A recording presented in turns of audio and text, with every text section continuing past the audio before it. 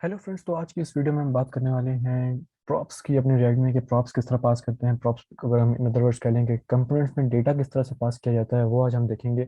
तो उसके लिए मैं सबसे पहले पहले क्या करता हूँ, मैं थोड़ा सा अपनी चेंजेस कर लेता हूँ अपनी रिएक्ट एप्लीकेशन में, ताकि थोड़ा सा ये हमें मिनिमल लगे, समझने के लिए आसानी हो। तो मैं कुछ चीज़ें अपने जो बाय डिफ़ॉल्ट हमारे पास एप्लीकेशन रन हो रही थी उसमें से वो रिएक्ट का लोगो वगैरह मैं रिमूव करता हूँ, मैं सेव करूँ अगर जाकर ब्राउज़र में।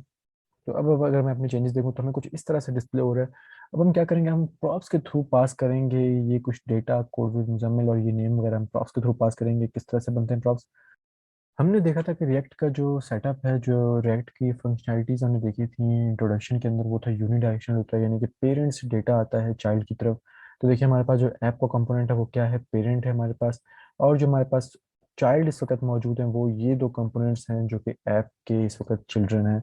अब हम क्या करेंगे, ऐप के उसमें से प्रॉप्स पास करेंगे इन कंपोनेंट्स में, और उन प्रॉप्स के थ्रू हम अपनी उसको प्रॉप्स को हम अपनी एचटीएमएल में पास करेंगे और डेटा को डिस्प्ले करवाएंगे। तो मैं क्या करता हूँ, मैं सबसे पहले पहले प्रॉप्स पास करने का तरीकेकार आपको समझना होगा कि आप जिस कंपोनेंट में प्रॉप्स पास करना चाह रहे हैं, आपने उस कंपोनेंट को जहाँ पर रेंडर किया हुआ वहां पर आपने स्पेस देनी है सबसे पहले पहले कंपोनेंट के नेम के बाद, और वहां पर आपने वो नेम देना है जो आप उस प्रॉप का रखना चाह रहे हैं। फॉर एग्जांपल मैं कहता हूँ कि नेम का मैं कीवर्ड यूज करता हूँ, आप कुछ भी रख सकते हैं, और कर्ली ब्रेसेस में आप वो वैल्यू पास करेंगे जो आप भेजना चाह रहे हैं अपने प्रॉप्स के थ्रू।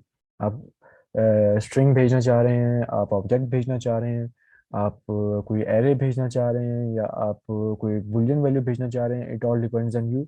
आप जो भी चीज़ भेजना चाह रहे हैं आप वो उसके अंदर पास करेंगे। फॉर एग्जांपल मैं यहाँ पे कहता हूँ मैंने स्ट्रिंग भेजना है, और स्ट्रिंग के अंदर मैं क्या मेंशन करूंगा, लेट्स से मैं कहता हूँ कि कोड विद मुजम्मिल। तो अब मैंने ये पास कर दिया है। अब अगर मैं इसको सेव करूँ तो देखें कुछ भी फिलहाल नहीं होने वाला। क्यों? क्योंकि अगर मैं अभी यहाँ पर लेके जाऊँ, देखिए हमें एज इट इज सब कुछ नज़र आ रहा है। मैं एक काम करता हूँ, मैं इसकी वैल्यू थोड़ी चेंज कर देता हूँ। मैं यहाँ पर अपना समझाने के लिए मैं क्या करता हूँ, और अब अगर मैं इसको सेव करूँ तो देखिए हमारे पास जो डेटा होगा वो एज इट इज़ ही एज इट इज़ है। कोई हमारे पास यहाँ पर मेरा नाम मुझे शो नहीं हो रहा, मुझे शायद शो नहीं हो रहा, लेकिन अब कैसे शो करवाएंगे उसके लिए हमें क्या करना पड़ेगा, हमने जिस कंपोनेंट में ये प्रॉप्स भेजी हैं, यानी कि जहाँ पर हमने ये डेटा भेजा है उस कंपोनेंट को हमने बताना होगा कि आपने ये डेटा पहले एक्सेप्ट करना है, फिर इसको रेंडर करना है। तो ये स्टेप आप याद रखिए, पहले हमने उसको एक्सेप्ट करवाना है ये डेटा, फिर हमने ये रेंडर करवाना है। एक्सेप्ट करवाने के लिए मैं क्या करूँगा, मैं कंपोनेंट डॉट जीएस में जाऊँगा। I hope component dot GS में ही हमारी फाइल क्रिएट हुई होगी, ना कि ये किसी और तो हम कंपोनेंट डॉट जेएस में आ गए। अब इसके अंदर हमारे पास ये माई कंपोनेंट क्रिएट हुआ हुआ है। अब बताने के लिए कि प्रॉप्स पास किए हैं, उसके लिए सबसे पहले पहले मुझे क्या करना होगा, बताना होगा अपने कंपोनेंट को कि आप प्रॉप्स को रीड करो। उसके लिए मुझे राउंड ब्रेसिस के अंदर प्रॉप्स का कीवर्ड आता है जो कि हमें रिएक्ट प्रोवाइड करता है। ये कीवर्ड आपने मेंशन करना है, इसके अलावा कोई और कीवर्ड नहीं है। इसकी स्पेलिंग भी अपनी याद रखनी है, लेटर्स कैपिटलाइजेशन भी देखनी है। प्रॉप्स आप यहाँ पर जब पास करेंगे तो वो रिएक्ट जो है वो आपके प्रॉप्स को रीड करना स्टार्ट हो जाएगा। अब कैसे पता चलेगा कि रिएक्ट प्रॉप्स को रीड कर रहा है, मैं काम करता हूँ, मैं यहाँ पर कंसोल करता हूँ, और उस कंसोल में मैं पास कर देता हूँ प्रॉप्स। अब अगर मैं इसको सेव करूँ और ब्राउजर में जाकर ब्राउजर के कंसोल में जाकर चेक करूँ कि हमारे पास क्या रिजल्ट आ रहा है, तो हम कुछ देखते हैं उसको। मैं इंस्पेक्ट करता हूँ,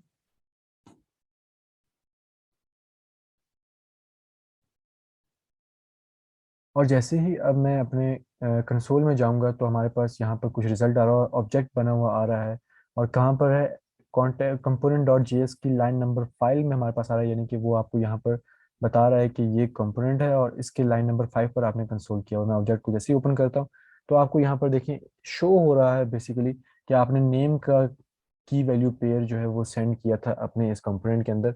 कहाँ से? अपने पेरेंट कंपोनेंट से सेंड किया था। पेरेंट कंपोनेंट कौन सा था?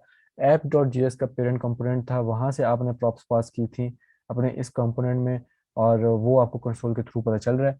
अब इस प्रॉप्स को कैसे आप अपने ब्राउजर में डिस्प्ले करवाएंगे, अगर आप चाहते हैं कि ये आपके वहां पर डिस्प्ले हो ब्राउजर के अंदर, तो आप क्या कर सकते हैं, react JS tutorial series with, मैं यहाँ विद पास करता हूँ, और उसके बाद आपने यहाँ पर कर्ली ब्रेसेस देनी है। आप कर्ली ब्रेसेस जब भी यूज़ करेंगे अपनी एचटीएमएल के अंदर, यहाँ पर जब भी आप रिटर्न के बाद आप एलिमेंट्स वगैरह लिखते हैं, उसमें जब भी आप यहाँ पर कर्ली ब्रेसेस यूज़ करेंगे तो आप उसको बता रहे हैं कि यहाँ पर आपने कुछ जो ऊपर का सेक्शन है इसमें से आपने कोई चीज़ पिक करके यहाँ पर आपने मेंशन करनी है, यानी कि जावास्क्रिप्ट से रिलेटेड अगर आप कोई चीज़ मेंशन कर रहे हैं तो वो आप यहाँ पर मेंशन करेंगे कर्ली ब्रेसेस के बाद।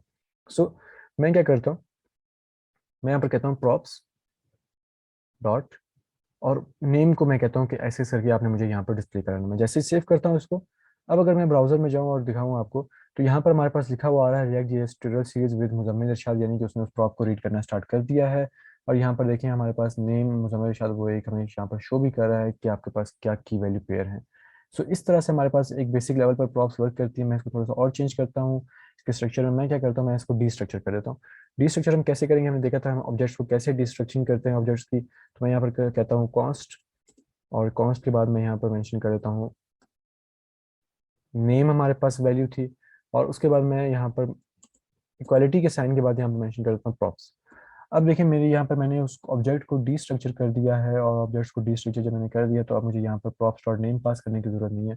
मैं यहाँ से जस्ट नेम पास करूँगा और वो मुझे डिस्प्ले हो जाएगा। मैं जैसे सेव करता हूँ और ब्राउजर में रिफ्रेश करूँ जाकर, देखिए हमारे पास वही रिजल्ट आ रहा है जो कि आना चाहिए था हमारे पास पहले से। React JS tutorial series with Muzammil Irshad हमारे पास डिस्प्ले हो रहा है। अब अगर मैं चाहता हूँ कि मैंने और प्रॉप्स पास करनी है, यानी कि मैं और भी कुछ पास करना चाह रहा हूँ, लेट्स से यहाँ पर हम एक और H1 का टैग क्रिएट, या यहाँ पर हम पास करते हैं P का टैग, और उसमें हम बता देते हैं कि फिलहाल हम कुछ भी नहीं बताते, हम उसको पास करते करवाते हैं अपने f.js की फाइल से। मैं यहाँ पर अब कहता हूँ कि टाइप, लेट्स मैं यहाँ पर टाइप बताना चाह रहा हूँ कि मेरे चैनल की टाइप क्या है। और टाइप में मैं यहाँ पर मेंशन कर देता हूँ कोई भी ऑब्जेक्ट मेंशन कर देते हैं। लेट्स हमको यहाँ पर एरे मेंशन कर देते हैं, और एरे के अंदर मैं बता देता हूँ कि चैनल टाइप है प्रोग्रामिंग। और हम यहाँ पर एक और भी चीज़ मेंशन कर देते हैं। लेट्स मैं यहाँ पर कह देता हूँ कि बूट कैंप्स। तो मैंने यहाँ पर अब एक एरे पास कर दी है, और मैंने यहाँ पे एक प्रॉप ये पास किया था नेम का, दूसरा प्रॉप मैंने पास किया टाइप का, जिसके अंदर हमारे पास है एरे की, हमारे पास उसके अंदर जो डेटा है वो स्टोर होगा। मैं इसको सेव करता हूँ, और सेव करने के बाद हम जाकर देखते हैं कि क्या हमारे पास रिजल्ट्स आ रहे हैं। तो हम जैसे ही ब्राउजर में जाएंगे और रिफ्रेश करेंगे, हम सबसे पहले कंपोनेंट डॉट जेएस को भी जाकर रिफ्रेश कर देते हैं।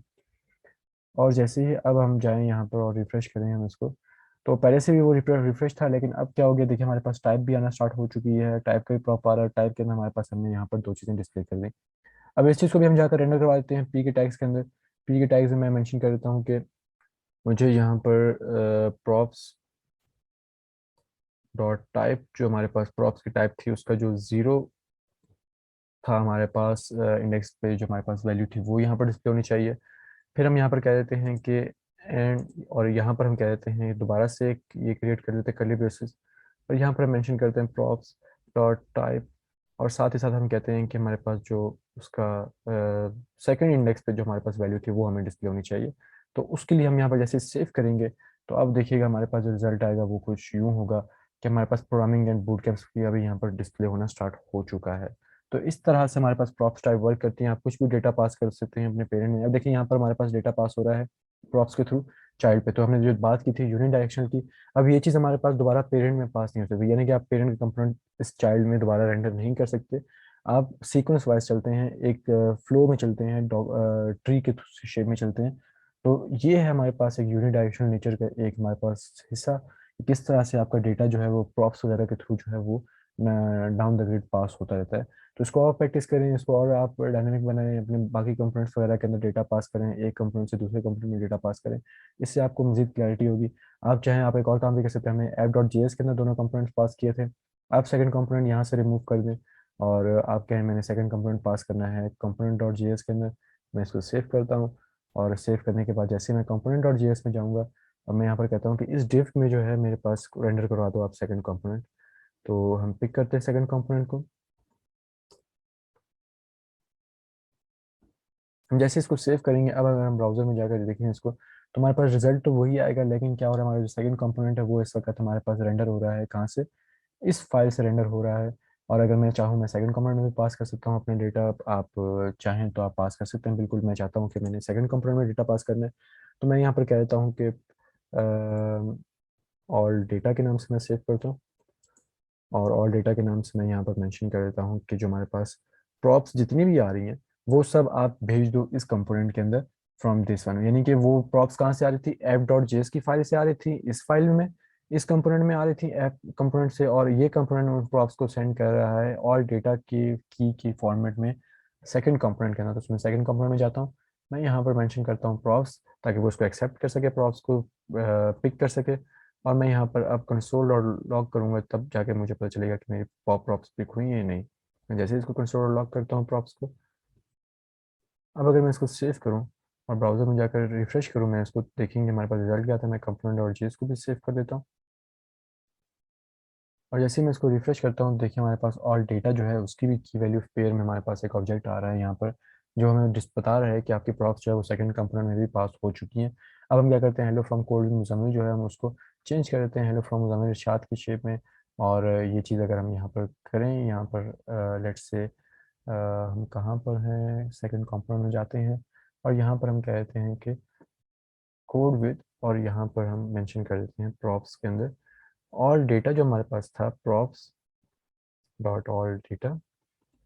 आप चाहें तो आप इसको डिस्ट्रक्चरिंग के थ्रू भी कर सकते हैं, और मैं यहाँ पर पास करता हूँ नहीं। अब अगर मैं इसको सेव करूँ ब्राउज़र में जाकर, तो देखिए हमारे पास यहाँ पर क्या आ रहा है, हेलो फ्रॉम कोविड मुजम्मिल इरशाद। तो इसका मतलब ये है कि वो प्रॉप्स को उसने रेंडर भी कर दिया। ये था एक बेसिक लेवल प्रॉप्स को पास करने का, कि प्रॉप्स को किस तरह से हम पास कर सकते हैं। मज़ीद आगे जाकर हम इसको और डायनेमिक बनाएंगे और इसके अंदर मैनिपुलेशन करेंगे। जैसे जैसे हम हुक्स की तरफ बढ़ते जाएंगे, अगली क्लास में हम यूज स्टेट हुक को देखेंगे, हुक्स क्या होती है, यूज स्टेट हुक क्या होती है। तो उससे मज़ीद अंडरस्टैंडिंग होगी और मज़ीद क्लैरिटी होगी कि जब इन सब चीज़ों को हम लिंक करते हुए आगे की तरफ मूव करेंगे। आई होप आपको सीरीज एंजॉय कर रहे होंगे। Free of cost zoom sessions हैं, आप वहाँ पर आके अपने क्वेश्चन पूछ सकते हैं। फिर जो भी रिएक्ट किए अब तक के क्वेश्चन जो हमने पढ़े हैं, उसमें कोई भी क्वेश्चन है आप वहाँ पर आके पूछ सकते हैं। जावास्क्रिप्ट की वेब डेवलपमेंट से सीरीज से रिलेटेड अगर आपको कोई भी क्वेश्चन है, आप वो भी पूछ सकते हैं। सो वो भी ज्वाइन करें ग्रुप, और यहाँ पर भी आप हमारे लेक्चर देते रहें। आई होप आप at the end of all this boot camp आप लाजमी कहीं ना कहीं जॉब स्किल कर लेंगे। Thank you very much.